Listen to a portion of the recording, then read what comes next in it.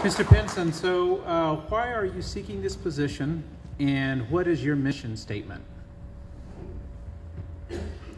Well, I hope I covered that fairly well in my opening statement about why I'm seeking the position.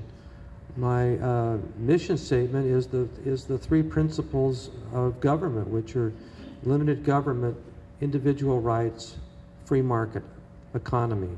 That's my mission statement, and my in a practical sense, for job creation in Kern County, the government needs this. The county government needs to have a steady drumbeat from the top, within the civil service, that we need to get out of the way of business and projects, and we need to encourage private sector growth. And that needs to be a steady drumbeat. It's not going to be a workshop or a hearing every 3 years for the TV cameras. It has to be a steady drumbeat. The second is, when I talked about those pension costs that are $183 million this year, and they were 58 10 years ago, that $130 million that's going to pensions now isn't available for public safety, for roads, for the things that people really expect from county government and why they pay their taxes. So that's essentially, in a capsule, my mission statement is to represent the people, to get the best deal that the people can get with public employee unions and with private contractors, to provide the services and infrastructure that people really expect from county government.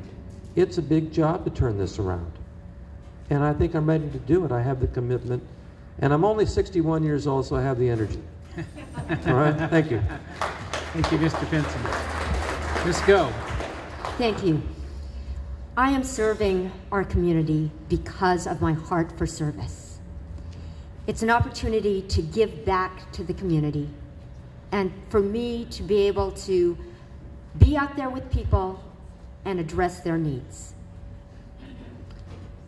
My mission is to do what God has sent me to do. Really, that's all we can be called upon to do.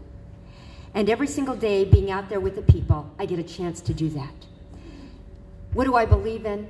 Absolutely limited government, accountability. Since I've been in office, we've been making sure that we're accountable. You'll see that there have been some changes that have been made at department leadership levels. We can't talk about them openly, but certainly we're demanding greater accountability. I am demanding that we have a business-friendly environment where we remove obstacles to job creation, and that means getting out of the way of the private sector. I will continue to fight for crime, to reduce crime through prevention, to reduce substance abuse, and then also to promote education for all. In doing so, we bring the private people in, we bring nonprofits in, but it's together where we're all doing it. What we have to do is to make sure that government is only serving in its limited capacity to do what government does best, and then make sure that we find room for every one of you out there to give your input, to work together for the good of our community. I look forward to being able to serve you, bringing life and bringing the love of God to our community. Thank you, Ms. Goh. Ms. Goh, would you like to see a part-time city council and board of supervisors? If it were possible, that would be great. Let me tell you a little bit what it feels like now to be on the inside. For me, serving the community means serving 7 days a week. I think you can ask anybody. You can check my card key when I come in and out of the office. I'm there 7 days a week, out in the community, serving our community. I cannot imagine now being on the inside that it can be part-time. We have such practical needs. It's different from the state. What we have are people who have daily needs. They have chickens running on their front yard. They call up and they need attention for that. Their sewer system is not working. So there are these daily needs that we're called upon to respond to. Would I be willing to take a pay reduction? That is different. Karen Goh personally, yes. But even if we were to go technically to part-time, I would still continue to give myself in service to our community 7 days a week, full-time. Thank you, Ms. Goh. Mr. Pinson? I know that what Karen is saying about what Karen does is true, because I've seen her a lot and observed her not just in this campaign, but before the campaign started. What she's saying is exactly true, and I'd be honored to serve with her on the Board of Supervisors. The 4th District alone, all of the 5 districts have 170,000 people. The 4th District alone is 1,400 square miles. It goes from Wasco to Taft to Frazier Park, Pine Mountain Club, and then it's in Bakersfield. It's basically northwest, west of Jewetta, and southwest Bakersfield, west of New Stein, and south of Stockdale Highway. And I want to tell you something about this proposal or this idea for a part-time supervisor. I get out and talk to the people in Wasco, Lost Hills, Maricopa, Taft, McKittrick, Buttonwillow, Lebec, Frazier Park, Pine Mountain Club. A lot of those are unincorporated areas. They don't have a city government. They're looking to the county government to provide these basic services of law enforcement, fire protection, roads. They feel underserved. They feel they don't see their county supervisor enough. They feel neglected and abandoned. And I can tell you this, the ones that have heard this idea in the outlying communities, which is about 20 or 25% of the population of the 4th District, they feel that it's a nonsense idea for them because they won't be served. Now, I think if this is going to go forward, it should go to a vote of the people. I think Mr. Couch, who isn't here to respond, but I think he said that the Board of Supervisors should vote on it. I think it should be a vote of the people of Kern County. And I think if anybody's serious about this, if anybody's really, really serious about this, they shouldn't be running for something that they think they want to diminish, and they should be out leading a citizens campaign to get signatures to put this on the ballot if they're really, really, really serious about it. Okay, thank you, sir. Thank you. Thank you, Mr. Pinson. So now starting with you, Mr. Pinson, can you help Kern County return to its oil-producing past? Well, I worked for Getty Oil Company for 3 years and Occidental for 23 and a half. And I understand the oil business. I worked on project and management teams. I was never a litigator. I worked in-house. I tried to avoid litigation. I sat around the table in project and management teams with engineers, geologists, environmental people, public affairs, human resources, looking at problems, how to comply with environmental law. All right, so I have a lot of background in the oil industry. I think I understand it.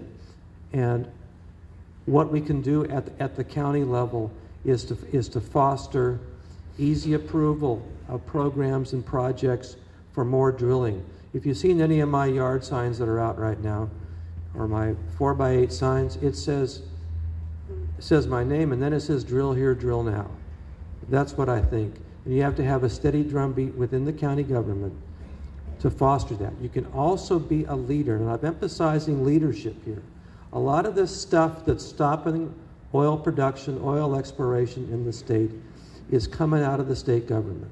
So you have to lead, and you have to combine your leadership with people like Les Clark at IOPA and SIPA and the Western States Petroleum Association and all industry groups and employee groups who want to drill more. Drill here, drill now. I'm the oil guy.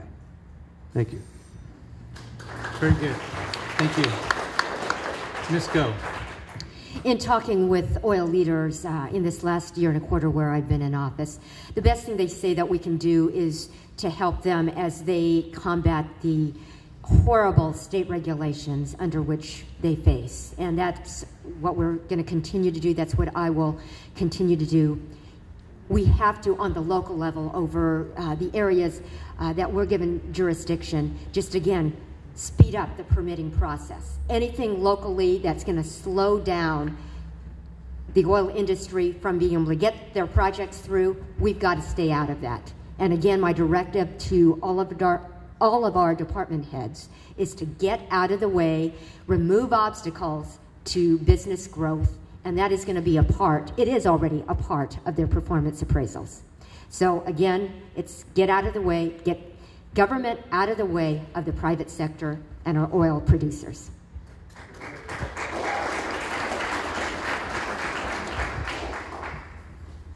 Okay, so starting with you, Ms. Goh, what is the most important thing you will do in your next term, should you win?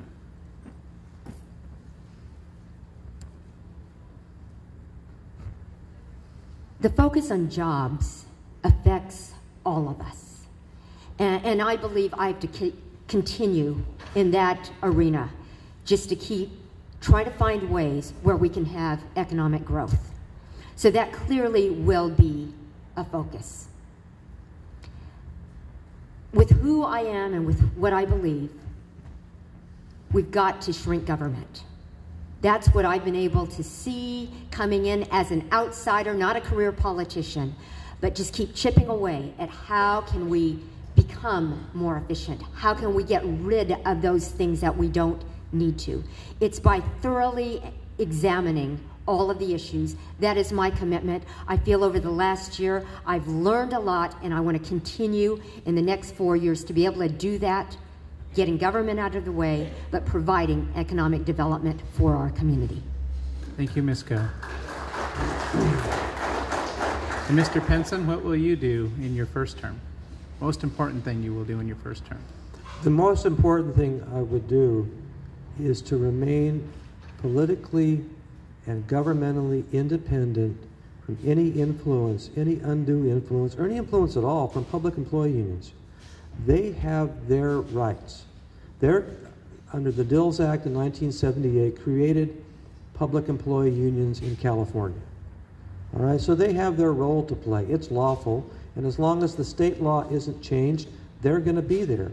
They have their job to do, which is to get the best deal and the best whatever they can for their members. That's their right to do that. It's not my place to argue with that. But my role as a county supervisor is to represent the people, to be immune from the influence of public employee unions, because the people are electing us to spend their money. If a business wants to pay, if a business needs to hire somebody and the market is $30, well, if they want to pay them $35, that's their business. It's their own money. And they have the right to spend their money the way that they want. If the county hires somebody and they can get somebody for $30 and they give them $35, they haven't spent their own money. They've spent the people's money, and in effect, they've made a gift of the people's money. So my first view is that we need to get a hold of this influence of public employee unions in every decision that county government makes. And we need to represent the people's interests and let the unions do their thing and decide, as 5 members of the Board of Supervisors, what's the best thing to do for the people. The Board of Supervisors requires, it's pretty simple. It's political will, leadership, and 3 votes.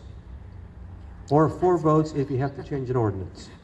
All right? It's not complicated. It's not a lot of inside baseball jargon. That's the principle. And if you don't have principles like that, and you get into government, you'll never get them. Because you'll be pulled so many different ways that you'll never get your principles. And you won't serve the people. Thank you. Thank you, Mr. Pinson. Okay, we're gonna ask one last question here, and then allow you to make your final remarks before. Is there any pizza left? That's what I want to know.